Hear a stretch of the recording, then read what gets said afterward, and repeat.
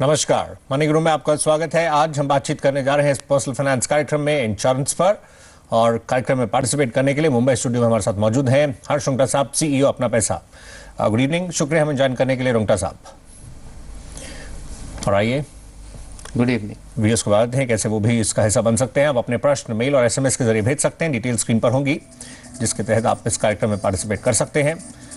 हम अलग अलग दिन अलग अलग टॉपिक्स टच करते हैं। आज जायजा इंश्योरेंस का लिया जा रहा है और जिन प्रश्नों को हम शामिल कर रहे हैं, जिस तरह से जो सवाल आए हैं, आइए उस पर एक निगाह डाल लेते हैं। आज के कार्यक्रम में टर्म प्लान सेंट्रिक कई प्रश्न हैं, तो हम इनका जायजा लेंगे। साथ ही साथ कई और पहलुओं को भी हम आगे चलते हुए टच करने वाले हैं। जिसमें पेंशन प्लान एक इंडिविजुअल ने ऑप्ट किया हुआ है, उसका जायजा लेंगे। कैसे इसको लेकर आप लॉक इन पीरियड के बाद भी कैसे में कंटिन्यू करें, या इनफैक्ट कैसे इसको लेकर प्लानिंग करनी चाहिए। दूसरे और विकल्प भी रहते हैं, और सीनियर सिटीजन के लिए मेरी क्लेम के जो विकल्प हैं उनको भी तलाशेंगे। आइए सवाल जवाब के सिलसिले को हम शुरू करते हैं। टर्म प्लान सेंट्रिक जो हम पहला प्रश्न इंक्लूड कर रहे हैं, ये गुरदासपुर से है, राम अवतार साहब की तरफ से है। आपका स्वागत है। हम देख रहे थे, आपने जानना चाहा, एक तरफ टर्म प्लान का आपने मेंशन किया, दूसरी तरफ आपने ये भी जानने की कोशिश की कि एक्सीडेंटल इंश्योरेंस का कवर काफ़ी चीप मिल रहा है। आप हमें बताइए, क्या आप एग्जैक्टली चेक करना चाह रहे हैं इसमें? आपने जो मेंशन किया, आपने इसमें 4 लाख के कवर की बात कही है। आपको खुद को लग रहा है क्या ये काफ़ी है कवर इतना? सर, मैं ये जानना चाहता हूँ कि कवर काफी तो नहीं होगा, लेकिन मैं ऐसे 3-4 प्लान ले सकता हूँ तो फिर वो काफी हो जाएगा मेरे लिए। मतलब एनफ होगा और वो काफी इकोनॉमिक भी पड़ेगा कंपेरेटिवली जो ये टर्म प्लान होते हैं इनके मुकाबले। आपका तो प्रश्न जी हम समझ रहे हैं। आपने बताया राउंड अबाउट 4 लाख 2-2.5 रुपए का आप मेंशन कर रहे हैं, उसमें आपको एक कवर मिल रहा है बैंक की तरफ से। इंटरेस्टिंग आपका प्रश्न है, आप जिन लाइन्स पर सोच रहे हैं। लेकिन आपने ये मेंशन खुद ही किया है कि एक्सीडेंटल है सिर्फ इंश्योरेंस, किसी प्रकार का और कवरेज इसमें नहीं होगा। जी सर। टर्म प्लान का दायरा उससे बड़ा होता है। रुंगटा साहब आपको समझाएंगे कैसे आप इन पर विचार करें, क्योंकि ये एक पहला कदम होता है इंश्योरेंस में जब आप आगे बढ़ते हैं। टर्म प्लान का और ऑनलाइन माध्यम में काफ़ी कुछ आजकल अवेलेबल है, काफ़ी सस्ता भी है। लेकिन फिर भी रुंगटा साहब, आप इनको कैसे समझाएंगे जिन लाइन्स पर ये सोच रहे हैं और जो कंपेयर करने की कोशिश कर रहे हैं? तो रामोतार जी, आप क्या रिस्क कवर करना चाहते हैं? क्या ऐसी सिचुएशन है जिसमें आप इंश्योरेंस लेना चाह रहे हैं? आपके दिमाग में क्या है? सर, मेरे दिमाग में ये है कि एक्सीडेंटल जो प्लान होते हैं बैंक जो ऑफर करता है सेविंग अकाउंट के साथ में, वो काफी कम प्रीमियम पे वो लोग लेते हैं। और जब टर्म प्लान लेते हैं तो उस केस में काफी अमाउंट स्पेंड करना पड़ता है एज ए प्रीमियम। तो मैं जानना चाहता हूँ कि अगर वो मैं प्लान लेता हूँ तो लेकिन क्या वो मेरे लिए बेटर नहीं रिस्क, आपको रिस्क क्या कवर करनी है? ऐसे कौन सी रिस्क है जो आप कवर करना चाहते हैं? Foremost life in case of any accident और तो हैपनिंग। ओके, सो लाइफ में अगर आप एक्सीडेंटल प्लान लेंगे तो उसमें सिर्फ अगर आप लाइफ अगर जाती है, डेथ अगर होती है एक्सीडेंट के कारण, तो ही वो पॉलिसी पैसा देगी। अगर डिजीज के कारण होती है डेथ, तो उसको आपको पैसा नहीं मिलेगा। और चूंकि probability of accident versus probability of disease बहुत डिफरेंट है, इसलिए उसके प्रीमियम्स डिफरेंट हैं। तो अगर आप रिस्क छोटी कवर करेंगे तो ऑब्वियसली कम प्रीमियम में होगा, लेकिन फिर आपका जो पर्पस है वो सर्व नहीं होगा। अगर डेथ हो जाती है कोई डिजीज की वजह से, तो आपके परिवार को कुछ भी नहीं मिलेगा। सेकेंड चीज रामोतार जी, आप जो कवर की भी बात कर रहे हैं, आपकी 1 साल की मेरे ख्याल से सैलरी करीबन 4 लाख के आसपास है। तो सिर्फ अगर 1 साल की सैलरी आप कवर करेंगे तो आपके परिवार को उससे कोई बहुत ज़्यादा दिन तक उनका निर्वाह नहीं हो पाएगा। तो एक नॉर्मली 10 से 12 टाइम्स जो भी आपकी सालाना आय है, उससे 10, 12 या इवन 15 टाइम का कवर लेना होता है। और टर्म इंश्योरेंस इसलिए अच्छा है कि उसमें दोनों टाइप की डेथ कवर होती है, चाहे डेथ एक्सीडेंट से हो चाहे बीमारी से हो।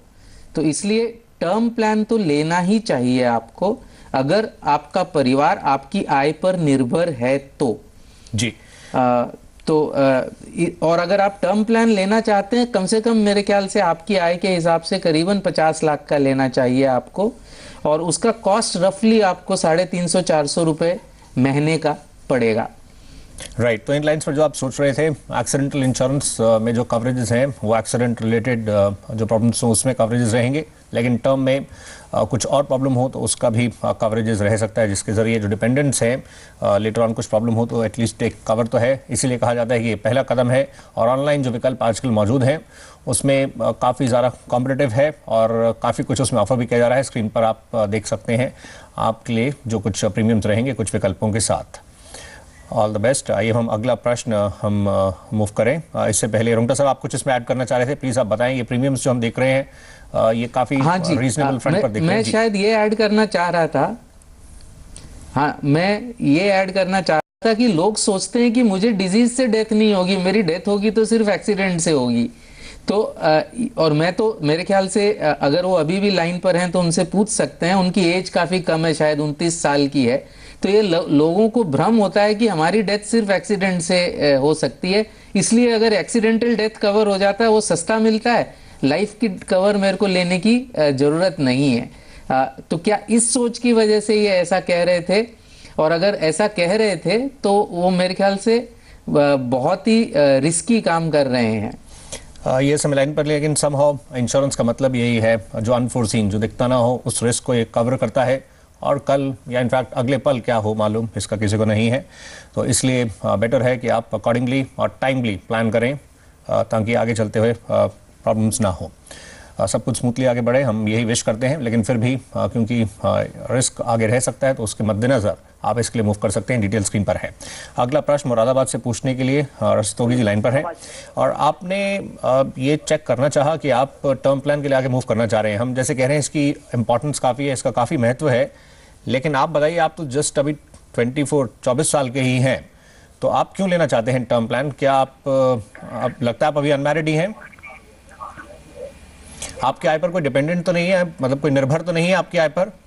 नहीं, कोई डिपेंड नहीं है, बट मतलब चाहता हूँ ये, मैं जानना चाहता हूँ ये मेरा एक राइट टाइम रहेगा टर्म प्लान लेने के लिए? नहीं। और कोई लायबिलिटी किसी प्रकार की, कोई आपका कोई लोन वगैरह रनिंग है कुछ? नहीं, लोन कुछ नहीं है। तो actually I'm the another person in my family, मैं ही एक another person हूँ, या फिर मेरे बड़े ब्रदर। तो मैं जानना चाहता हूँ ये मतलब मुझे मेरी फैमिली को सेव करने के लिए ये ठीक रहेगा अभी मेरी एज के अकॉर्डिंग? आपको रुंगटा साहब से राय दिलाते हैं। रुंगटा साहब, इसमें दोनों पहलू, मतलब टर्म प्लान की अहमियत है, काफ़ी इंपॉर्टेंस है, लेकिन उसकी रिक्वायरमेंट भी है कि नहीं, वो भी पहले देखा जाए। मतलब इनके प्रोफाइल को देखते हुए क्या ये अपना थोड़ा इन्वेस्टमेंट्स की तरफ ध्यान अभी केंद्रित कर सकते हैं, बाद में उस तरफ विचार कर सकते हैं, या आप कैसे, किन लाइंस पर आप सोचते हैं, बताइए प्लीज। नहीं, मुझे समझ में नहीं आया, इनकी आय पर इनका परिवार निर्भर है कि नहीं? ये जो कमाते हैं उस इनका परिवार इस पे नहीं है जी। रुंगटा साहब, इन पे डिपेंडेंस नहीं है, ना ही कोई लायबिलिटी है। विच केस सो परफेक्ट है। तो ये जरूरी नहीं है लाइफ इंश्योरेंस लें, बिकॉज लाइफ इंश्योरेंस इसलिए होता है कि अगर आप न रहें, आपकी डेथ हो जाए, तो आपका परिवार का जो रहन सहन का स्टाइल है वो कंटिन्यू हो। इनके केस में चूंकि कोई डिपेंडेंट नहीं है तो उनके रहन सहन की स्टाइल में कोई फर्क नहीं होगा।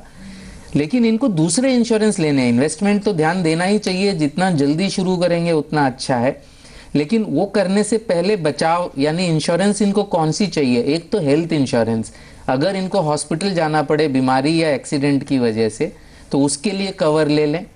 एक इनको क्रिटिकल इलनेस, मतलब अगर कोई गंभीर बीमारी जैसे स्ट्रोक, कैंसर, इसकी वजह से डिसेबिलिटी हो जाती है तो ये आय बंद हो जाएगी, तो उसके लिए एक क्रिटिकल इलनेस पॉलिसी या और एक एक्सीडेंटल डिसेबिलिटी पॉलिसी, अगर कोई एक्सीडेंट के वजह से डिसेबल हो जाते हैं। ये पॉलिसीज लेनी ज़्यादा ज़रूरी है आज की तारीख में। लाइफ इंश्योरेंस इनके लिए अभी इतनी ज़रूरी नहीं है। जब शादी हो जाए और फिर अगर इनकी वाइफ इन पे डिपेंडेंट हो या बच्चे हो जाएं, तब शायद इनको वो लाइफ इंश्योरेंस लेनी होगी। लेकिन क्रिटिकल इलनेस और एक्सीडेंटल डिसेबिलिटी इनको लेनी चाहिए। ये critical illness Aviva health secure ले सकते हैं, ऑनलाइन मिलती है, 25 लाख की लेंगे, करीबन 1000 रुपया महीना है। और एक्सीडेंटल डिसेबिलिटी ये ले सकते हैं, उसका करीबन मेरे ख्याल से कॉस्ट इज टोटल कॉस्ट एक अबाउट 1000 रुपया है। Between accidental disability and critical illness. Right. And health insurance आप जरूर से लें। आप अपोलो की पॉलिसी ले सकते हैं, स्क्रीन पे देख रहे होंगे। तो ये 3 पॉलिसीज लें और फिर इन्वेस्टमेंट के बारे में सोचें। जी, ऑल द बेस्ट। तो अपनी आप पहले ज़रूरतें जो रिक्वायरमेंट्स हैं प्रोफाइल के अकॉर्डिंगली उसको चेक कर लें और फिर विकल्प कहीं रहते हैं उसके अकॉर्डिंगली बढ़ें। टर्म प्लान सेंट्रिक हम एक और प्रश्न अब शामिल करते हैं, उसके बाद हम ब्रेक के लिए रुकेंगे। ये प्रश्न बागपत से है, विजेंद्र सिंह की तरफ से है। इन्होंने जानना चाहा कि ये टर्म प्लान का जो इनका मौजूदा कवर है उस कवर को ये इंक्रीज करना चाह रहे हैं, एनहांस करना चाह रहे हैं और उससे सेंट्रिक ये पूछना चाह रहे हैं। इसमें रुंगटा साहब, इनका हम स्ट्रैटेजी स्ट्रक्चर देखें और इनका जो मौजूदा कवर है उसको देखें और आगे जो एडिशनल कवर की बात कर रहे हैं उसमें आप इनको कैसे एडवाइस करेंगे? इन्होंने ये टाइमली इसके लिए ऑप्ट किया और अब उसको एनहांस करने पर भी सोच रहे हैं, अच्छी बात है। अब कंपनीज में क्या कुछ देखेगी, मतलब इनकम लेवल्स के अकॉर्डिंगली जैसे 12 to 15 टाइम्स आप उसका एनुअल जो पैकेज है उसका कवर लेने की कोशिश करें। क्या ऐसा भी हो सकता है आपका सैलरी स्ट्रक्चर कम हो और आप ज़्यादा कवर लेने पर अगर सोच रहे हैं तो क्या उसमें थोड़ा कुछ टफ हो सकती है कंडीशंस? हाँ बिल्कुल। तो लेकिन मेरे ख्याल से विजेंद्र सिंह की उम्र करीबन 30-31 साल है, तो 15 से 16 गुना मिल सकता है। तो रफली टोटल 50 लाख का इंश्योरेंस कवर मिल सकता है उनको। उनका एग्जिस्टिंग कवर 25 लाख का है, तो और एडिशनल 20 या 25 लाख का ले सकते हैं। लेकिन इनके लिए एक सलाह है कि ये एक 50 लाख का सिंगल कवर ले लें, सस्ता पड़ेगा।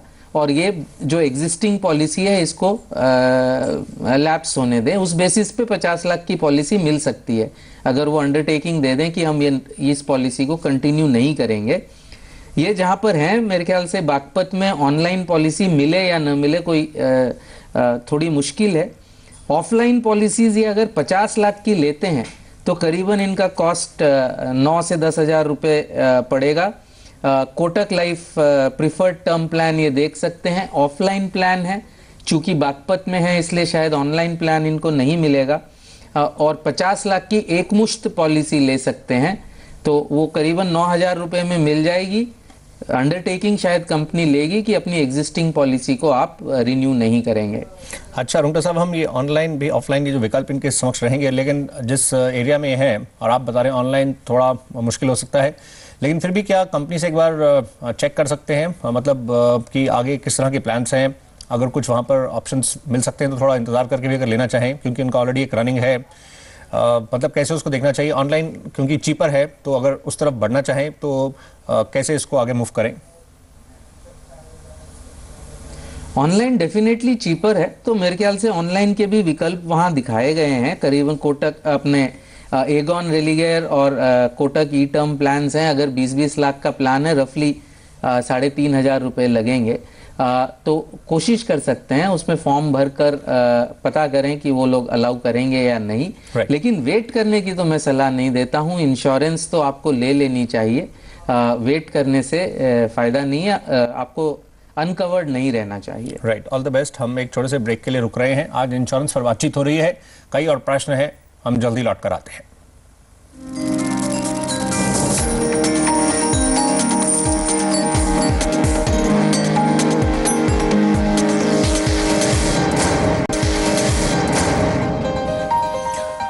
आज हम बातचीत कर रहे हैं इंश्योरेंस पर और आज हर्ष रुंगटा साहब हमारे साथ मौजूद हैं, मुंबई से अपना पैसा को रिप्रेजेंट करते हैं। रुंगटा साहब, अगला प्रश्न अब हम लेंगे।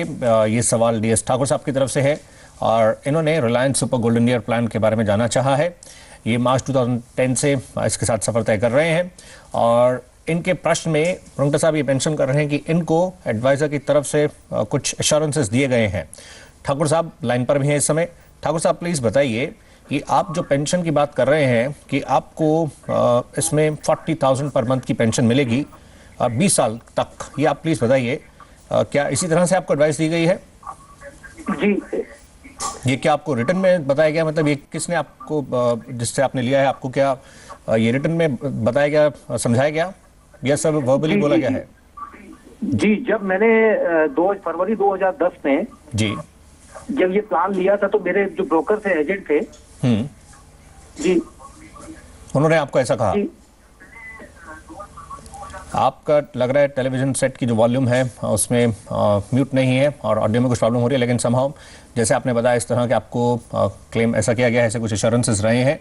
लेकिन रुंगटा साहब, ऐसे में क्या इनको थोड़ा संभल कर चलना चाहिए, मतलब क्योंकि ये इसमें काफ़ी फैक्टर्स हैं जो प्लेन करेंगे और जो परफॉर्मेंस भी रही है, आप इनको कैसे समझाएं? फर्स्ट, पहली बात तो ये, जो अगर इस तरह का कोई इनको बता रहा है कि ऐसा होगा, तो क्या थोड़ा सावधान हो जाए? सो क्लियर मिससेल का केस है। पहली बात तो कोई भी पेंशन पॉलिसी में एक कॉर्पस जमा हो रहा है और वो कॉर्पस से एक पेंशन पॉलिसी खरीदी जाएगी, तो उस समय जब वो पॉलिसी खरीदेंगे उस समय रेट क्या होगा पेंशन का वो आज कोई भी नहीं बता सकता, अलाउड नहीं है बताना। तो कितना पेंशन मिलेगा वो भी नहीं पता, कितनी रकम जमा होगी वो भी गारंटीड नहीं है। तो क्लियर केस ऑफ मिससेल है। जो इनकी पॉलिसी है वो ये यूलिप पॉलिसी है, यानी इन्वेस्टमेंट की रिस्क इनके साथ में है। और जो ये रिटर्न एक अगर जो बताया गया है उसके मुताबिक करीबन 8.5% का प्रीमियम पे रिटर्न बताया गया है। तो वो गारंटीड तो बिल्कुल भी अच्छा रुंगटा साहब, नहीं है। इसमें क्या है, ये भी तो चीज इनको जी, जैसे इसमें ये बता रहे हैं कि इनको इस तरह की गारंटी दी जा रही है और बताया जा रहा है कि आप ऐसे मूव करें। इनफैक्ट ये मैच्योरिटी पर भी इसमें, क्योंकि इस तरह के प्रोडक्ट्स अगर हैं तो आपको फिर उसमें कुछ ही पोर्शन भी विड्रॉ कर सकते हैं और फिर वो एन्युटी के लिए भी ऑप्ट करना पड़ता है। मतलब इनको कंप्लीट पिक्चर नहीं रखी गई इनके समक्ष। हाँ क्लियरली, तो ये जब जमा हो जाएगा उस समय सिर्फ 1/3 विड्रॉ कर सकते हैं, बाकी से इनको पेंशन खरीदनी होगी, चाहे रिलायंस से खरीदें चाहे दूसरी जगह से खरीदें। उस समय ये अलाउड था जब ये पॉलिसी ऐसी इशू हुई थी। तो क्लियरली अब ये विड्रॉ भी करेंगे, अगर इन्होंने इनकम टैक्स में डिडक्शन क्लेम किया है तो इनको उस पर वापस से टैक्स देना पड़ेगा, और फ्यूचर में अगर पेंशन मिलेगा तो उस पे भी टैक्स देना होगा पेंशन पोर्शन पे। अब इनको क्या करना चाहिए? काफी मिससेल किया गया है। तो इनका जो एलोकेशन चार्ज है वो भी अभी काफी हाई है, 5% है इनका। सरेंडर चार्ज भी अनफॉर्चुनेटली करीबन 10 से 5% लगेगा, डिपेंडिंग ऑन एग्जैक्टली कितने दिन पूरे हुए हैं इनके। बट और रिटर्न भी जो इनके फंड का है, अगर इक्विटी फंड में इन्होंने डाला है तो कंपेयर टू जो उसका बेंचमार्क है, निफ्टी शारिया इंडेक्स इसका इस फंड का बेंचमार्क है। तो स्क्रीन पे दिख रहा होगा आपको इसका 1 साल का परफॉर्मेंस और 3 साल का परफॉर्मेंस कोई बहुत अच्छा नहीं रहा है। तो मूल ये है कि रिटर्न की रिस्क सारी आप पर है, रिटर्न अच्छा नहीं रहा है, चार्जेस हाई हैं, इस फंड से आप निकल जाइए। जितना भी सरेंडर चार्ज लगेगा 10% या 5% वो दे दीजिए। हो सकता है जो आप विड्रॉ करेंगे उस पे टैक्स भी लगेगा, लेकिन अब भूल हो गई है और पैसे इसमें न डालें। राइट। तो मिस सेलिंग इस क्षेत्र में जिस तरह से रहती है वो एक बड़ी, जिस तरह से एक बड़ा चैलेंज है ये ग्रोथ के लिए और पेनिट्रेशन इंक्रीज करने के लिए। तो इस तरह की आपने ये प्रॉब्लम फेस की है और ये आपके लिए एडवाइस है। अगला प्रश्न पुणे से उमेश साहब का है। ये मेडिक्लेम सेंट्रिक है और इन्होंने ये चेक करना चाहा, अपने पेरेंट्स के लिए आगे मूव करना चाह रहे हैं। फादर की एज 60 है, मदर की एज 55, और जो डिटेल्स इन्होंने शेयर की है इनके अकॉर्डिंगली वैसे ओवरऑल हेल्थ फिट है, कोई ऐसे कुछ इश्यूज़ नहीं है, लेकिन बीपी थोड़ा हायर साइड पर है। लेकिन रुंगटा साहब वो तो वैसे ही अगर हम देखें थोड़ा लाइफस्टाइल रिलेटेड है, आजकल तो यंगस्टर्स में भी इसकी प्रॉब्लम काफ़ी देखी जा रही है।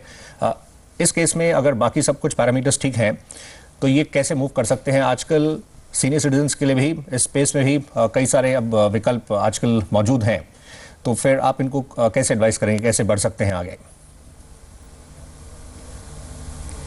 मेरे ख्याल से इनके लिए बेस्ट विकल्प होगा जैसे बैंक ऑफ बड़ौदा का जो एक टाई अप है इंश्योरेंस कंपनी के साथ, जिसमें कि वो हेल्थ इंश्योरेंस पॉलिसी देते हैं फैमिली फ्लोटर। तो वो दोनों पेरेंट्स की अलग अलग अकाउंट खुला के दोनों का फैमिली फ्लोटर ले सकते हैं। एक फैमिली फ्लोटर का मतलब एक फादर का अकाउंट खुला के उसमें उनकी मदर का भी नाम इंक्लूड कर दीजिए, एक मदर का अकाउंट खुलवा के उसमें फादर का भी नाम इंक्लूड करवा के अगर 5-5 लाख की ऐसे फैमिली फ्लोटर खरीदेंगे तो 10 लाख का कवर हो जाएगा फैमिली फ्लोटर, और 14,000 रुपए में। बट कंप्लीट सब कुछ डिस्क्लोज करिएगा पहले। आपने जैसे कहा ये फ्लोटर के लिए, और इस तरह से 3 साल जो है डिजीज कवर नहीं होगा, और बाद में इनका प्री एग्जिस्टिंग डिजीज भी कवर हो जाएगा। पर क्या इस एज ब्रैकेट में इस प्लान के अलावा क्या इंडिविजुअल प्लान्स के लिए भी ऑप्ट कर सकते हैं? मतलब अपने लिए उनके फादर सेपरेटली, मदर सेपरेटली, अलग अलग प्लान्स क्योंकि इस उम्र में है, क्या उस उन लाइन्स पर भी विचार कर सकते हैं? हाँ बिल्कुल, अलग अलग प्लान्स पे भी विचार कर सकते हैं। अगर वैसा वाला प्लान चाहिए तो आप अपोलो ट्राई कर सकते हैं। अपोलो इजी हेल्थ स्टैंडर्ड है, वो आप 3-3 लाख का प्लान ले लीजिए और एक टॉप अप प्लान ले लीजिए इंडिविजुअल 5 लाख का with a deductible of 3 lakhs. इसका रफ कॉस्ट आपको 33,000 रुपये आएगा, लेकिन आपका टोटल कवरेज एक जनों का 8 लाख रुपए हो जाएगी। एक चीज ध्यान रखें, अगर ये ओवरसीज जाएंगे और नॉन रेसिडेंट हो जाएंगे तो ये पॉलिसी का कवरेज खत्म हो जाता है। राइट, तो इतना ही समय था। हर्ष शुक्ला साहब, शुक्रिया कार्यक्रम में पार्टिसिपेट करने के लिए, धन्यवाद। तो आज हमने इंश्योरेंस का जायजा लिया है। कल जब हम आपके समक्ष हाजिर होंगे तो बातचीत होगी रियल एस्टेट पर। फिलहाल अभी के लिए बस इतना ही। नमस्कार।